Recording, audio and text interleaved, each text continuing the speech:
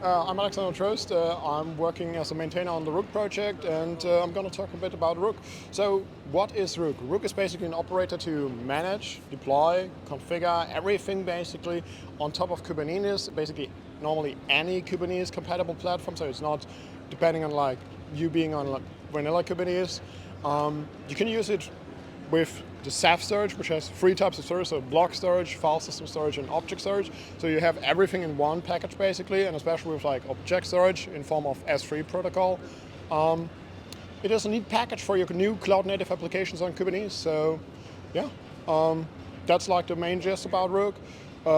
With the current 1.10.4 release that we put out like a week ago, I think, we have introduced new volume snapshotting for the NFS, or well, the Ceph NFS part, which is cool. We are actively working on the kubectl crew plugin, which allows you to, basically for the people that use Rook more and more, you don't need to touch like the toolbox as we call it. It's basically a direct way to talk with Ceph. And yeah, that's coming along great. We were able to add like a disaster recovery even, or like at least automate that process through this crew plugin, which is simply a great thing. So kind of also here a bit of a shout out to kubectl, like the whole plugin ecosystem coming around that. And yeah. Awesome. Can we get the booth too? We have the great shows as well. Hello, so hi from KubeCon. We are at the Backstage kiosk. We are all from Spotify, but dedicated on the Backstage project. There is a portal to help the developers to simplify and reduce the complexity and the fragmentation of their work.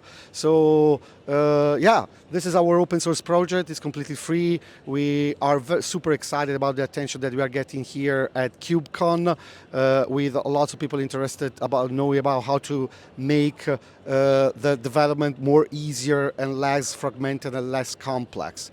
With Backstage, we had also interesting presentation and demos.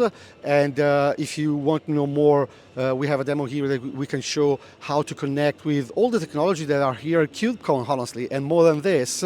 And yeah, let's join our community that is growing a lot with our open source project that is available on Git and of course is there for you. What's a Longhorn? Longhorn is a CNCF project.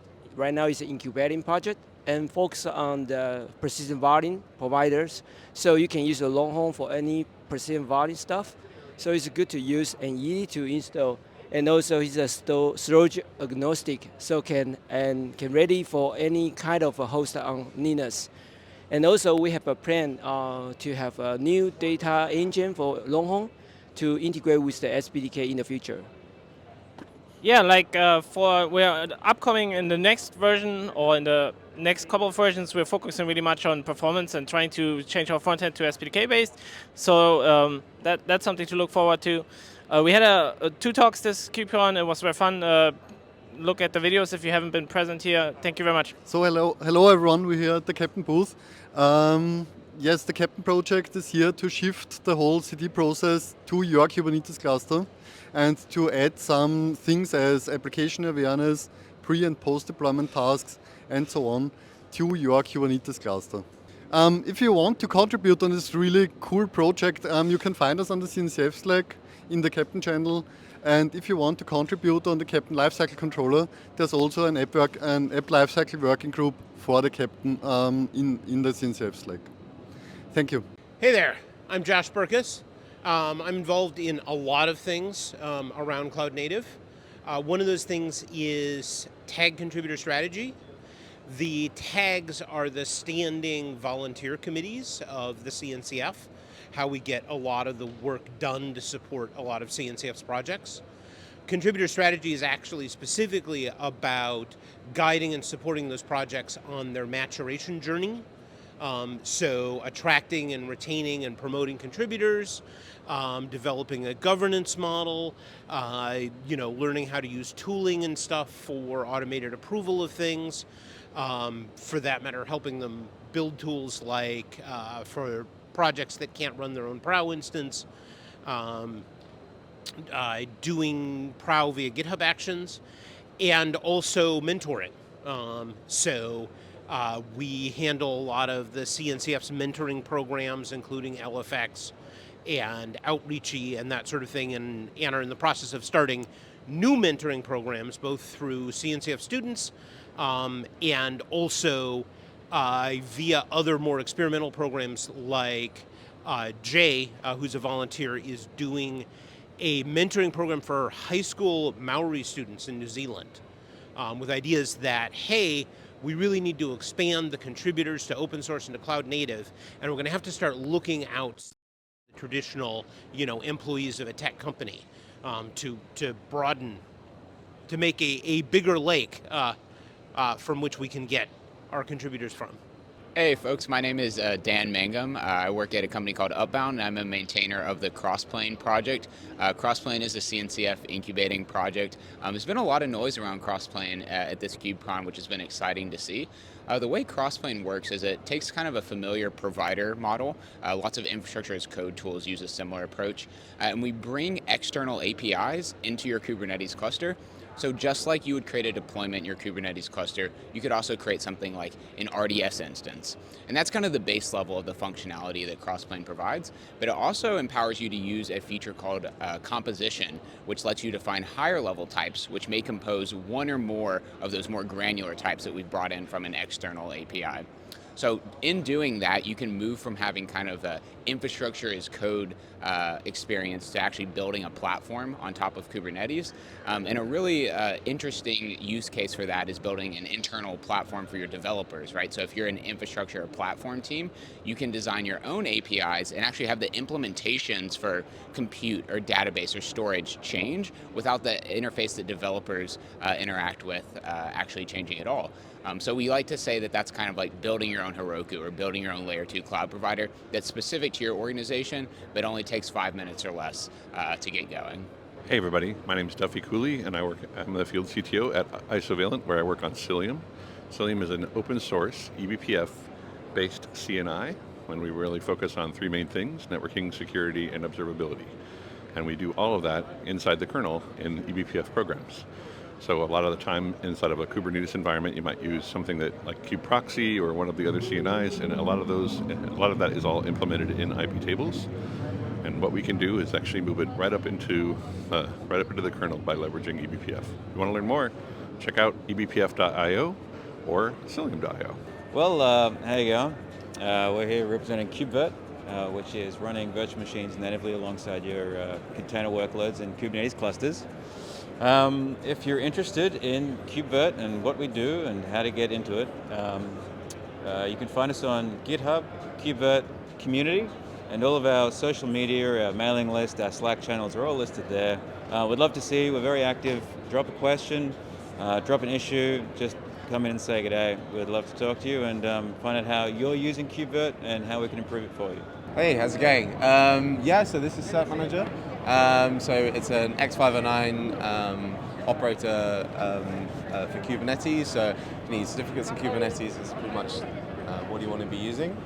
Some interesting thing that's happening with the project recently. So we've just gone to incubating in the CNCF.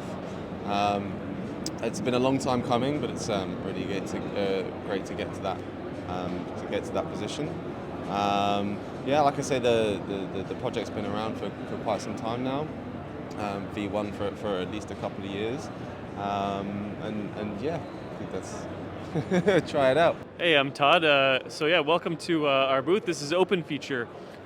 So I'm not sure if you're familiar with feature flagging, but it's a rapidly growing development practice where basically you can control the behavior of code at runtime and modify it at runtime, even taking into account contextual data like who a user is, where they're from, that kind of thing, and differentially show them different aspects of your application, control its behavior with a kind of a remote management UI in a lot of cases. What OpenFeature does is bring a standard to this, like I said, rapidly growing practice so that we reduce vendor lock-in, allow more portability, and even allow you to consistently implement homegrown solutions that you might even want to port to a vendor later. Take a look at our GitHub. Give us a star, check out our Twitter, hoping to get more adoption. Okay, cool. So Pixie is a Kubernetes observability platform that uses eBPF to automatically instrument your cluster. So with Pixie, after you install it, within 5 minutes, you'll be able to get information about your HTTP requests, like CPU profiles, and lots of other detailed information. That's all accessible via our UI or an API and can be exported to things like OpenTelemetry. Oh yeah, so if you go to our GitHub, which is pixie.io/pixie, there's a contribution guide over there. And we're looking for contributors. If you file an issue, we'd be happy to help out and help you get started. Falco is a runtime detection system, and we are basically capturing syscalls from the kernel. So every time a process interacts with the kernel, and they do it a lot of times, we obtain the information to define later whether they try to open a file, they try to execute a process. Falco loads a set of rules, and when any of those rules matches the conditions, it triggers an alert. This alert can be sent to other systems, either for storing or either for alerting immediately. And with the new generations of Falco plugins, we can extend this behavior to the cloud. So basically CloudTrail, CloudWatch, GitHub. So the functionality, the possibilities is infinite. If you want to contribute, just come to the website, come to the community calls, find out what we are doing. You can ask questions, you can ask for the current state. The GitHub is public like for every other CNCF project, and we are looking for contributors. Oh, hey, so we're with the Buildpacks.io project. So we take your application source code and turn it into runnable image. As an end user, you shouldn't have to configure anything to get that runnable image at the far end, but it allows you to begin your kind of either your Docker or your Kubernetes journey, because these images that we put out are OCI images, and they run on any platform that an OCI image will run on. So you will find that a bunch of cloud providers will use Buildpacks under the hood to provide, let's say, it easier to run functions as a service, for example, because you provide only your source code as input, they build the images, and then they'll run the image on their functions as a service platform. It's CNCF project, so it's vendor neutral. We've got multiple vendors who contribute to the project. How you might get involved is either by joining us on the CNCF Slack in #Buildpacks, or maybe you'd want to go to one of our project meetings that we have weekly. Go to buildpacks.io/docs and you'll see our community page there. And come along and join us. We're always happy to have contributors. Yeah, KNA team on a high level provides like serverless features on Kubernetes. So you have the native Kubernetes components like pods, deployments, those running, but we have an abstraction on top of it to make it serverless. So we have like two areas, like one is serving and another one is eventing. Serving takes care of the auto scaling based on the number of requests coming in, concurrency requests per second. And another area is eventing. So the main advantage with serving you're going to get is like if you want to deploy a service in Kubernetes, you have to write all these things, a deployment, service, and an ingress. With KNA2, just with these like 4 or 5 lines, you will get all those things. Okay. So about eventing, I'll give it to Gabriel.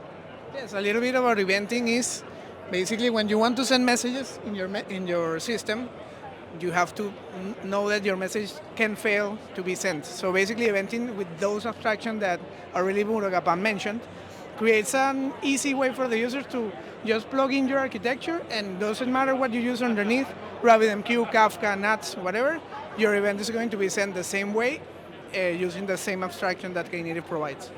Hey, so we're Argo project, and we have a lot of stuff happening at KubeCon.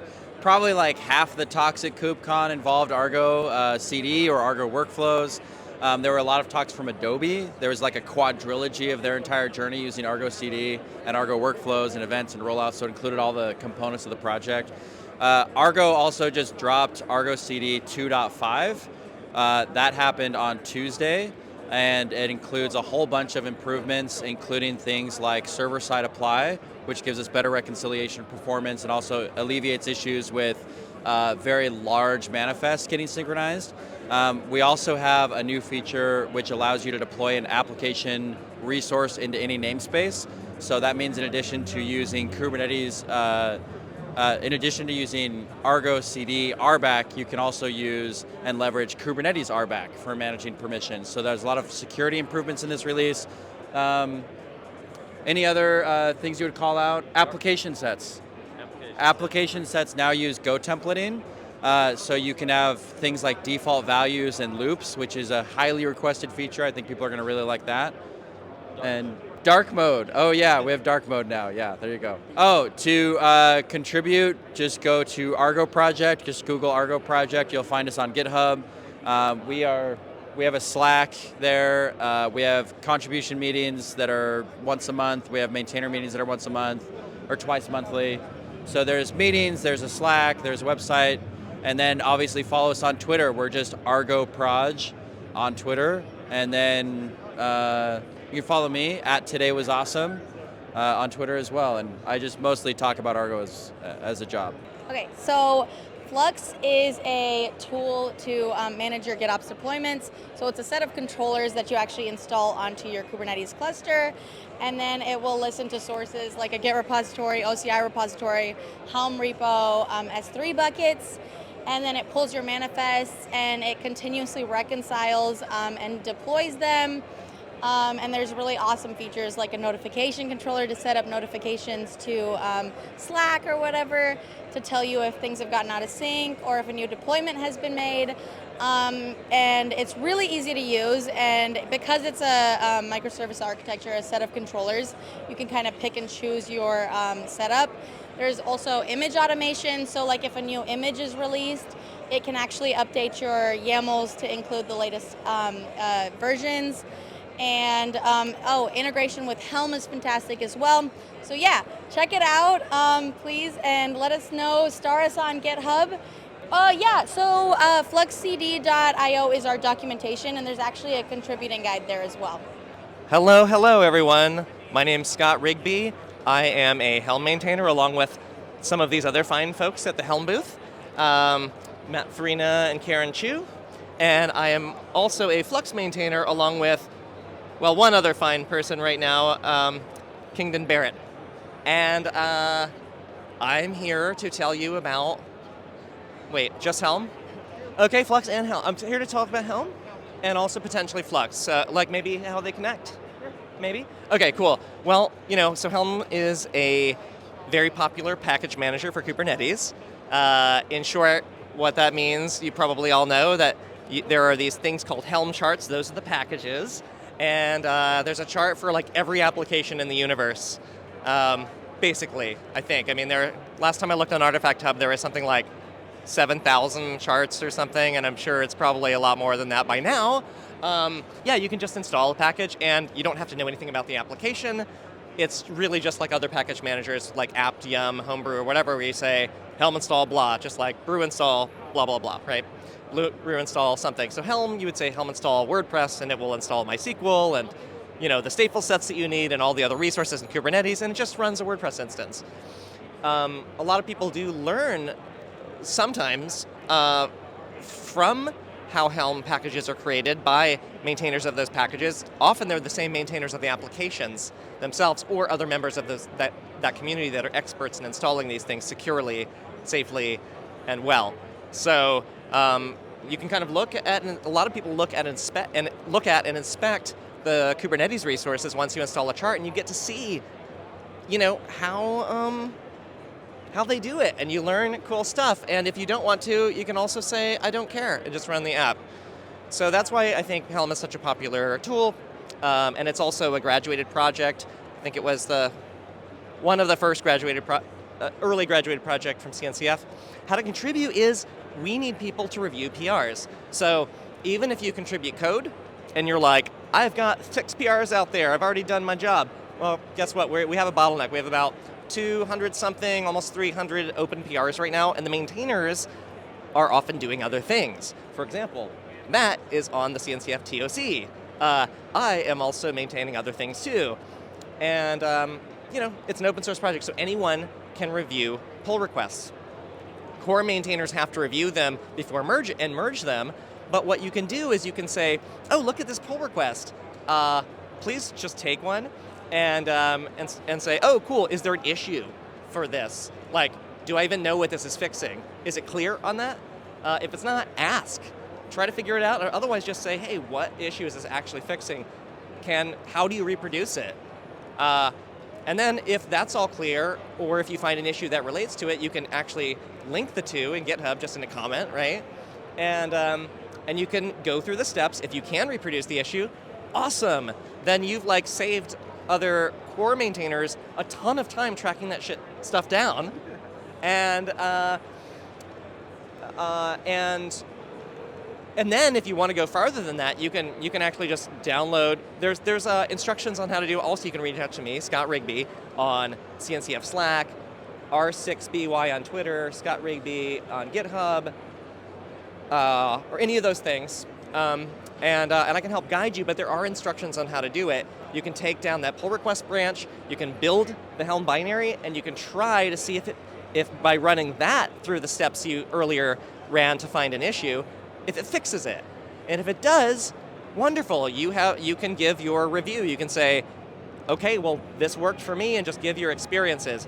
If you know Go really well, and you want to actually give some recommendations within the code itself, do that too. Ultimately, the Helm maintainers, we may say, oh, we actually want that to be solved a different way, or there are these 4 other problems that if we just tweak that, we can potentially, et cetera. So we'll still give direction, but all of that work is hugely important. And if like 2 people, 4 people, if like 20 people started doing this, 100 people, we would be so extremely excited. I will give you a giant hug and maybe a kiss. And one other incentive, if you wish. And one other incentive is we have a Helm triage maintainer's role, so that there's not a limit to the number of people that can be in that role. There are several people in that role right now.